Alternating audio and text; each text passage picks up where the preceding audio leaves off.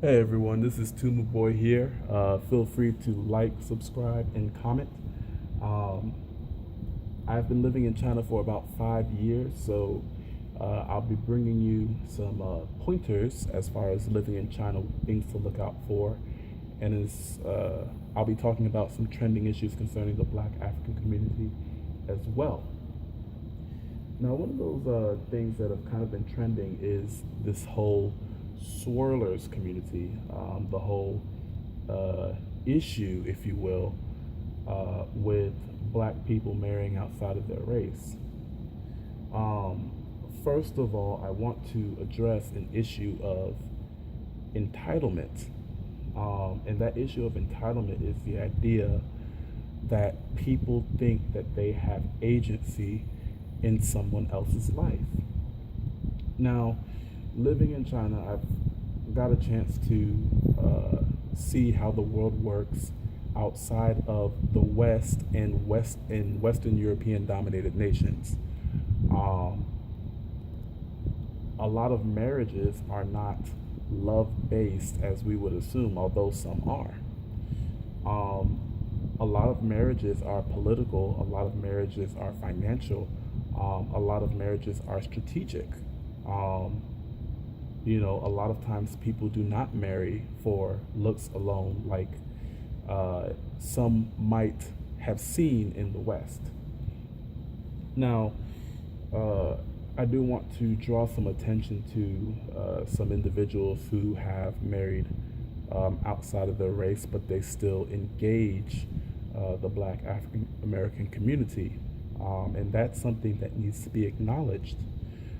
Um, take Chinese migrant workers, for instance. Let's say the Chinese government is investing a lot in Africa. And while they're investing in Africa, they're sending a lot of Chinese workers from the village, from more disenfranchised parts of China that they're not very economically well off. And they go to these countries, and a lot of African countries, you do have a lot of people who are doing well, but you still have a lot of people who have fallen through the cracks and are still drastically poor.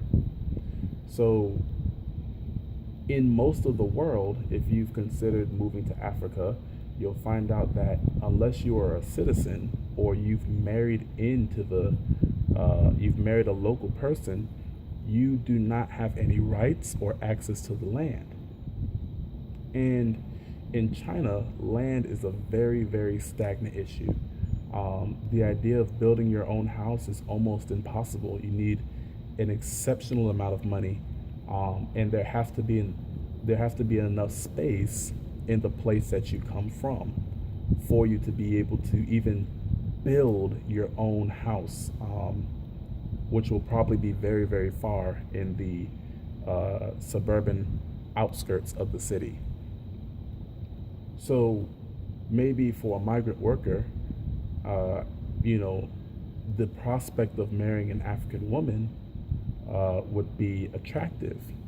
And for an African woman who is impoverished, hooking up with a Chinese man would appear to be a come up.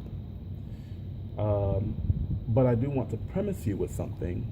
You must understand in Chinese culture, um, dark mahogany skin is revered as repulsive. It is something that most Chinese men abhor, and many of them, especially outside of your big civilized cities, they will tell you that to your face.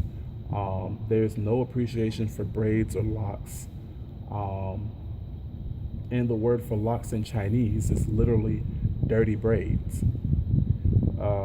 So that is something you would wonder, why would a Chinese man marry someone, get into a matrimonial contract with someone that he finds unattractive or undesirable?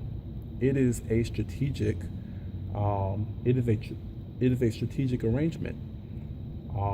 You have to consider, why would it be beneficial for a black man to involve himself with a white woman.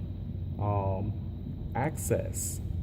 Once he is involved with a white woman, um, that white woman has connections in her community where it's only going to grow his income. And we have to be very careful not to categorically reject those people because those people are very inclined to reinvest into the community.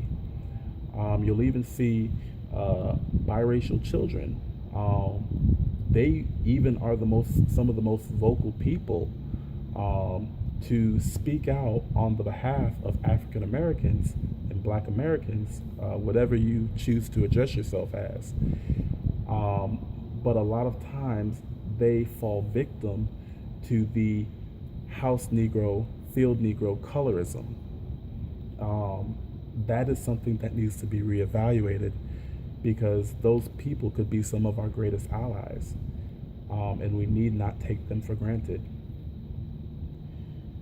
Um, as far as China is concerned, you'll see quite a few African men marry Chinese women, and almost invariably they're able to start a business here, and they start the business in their wife's name.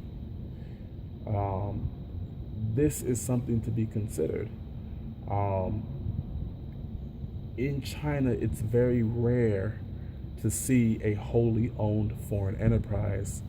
A lot of times, that African individual knows that in order for him to pursue his business ambition, he does need to marry a local person, which he does stay with, at least in most cases. But I digress.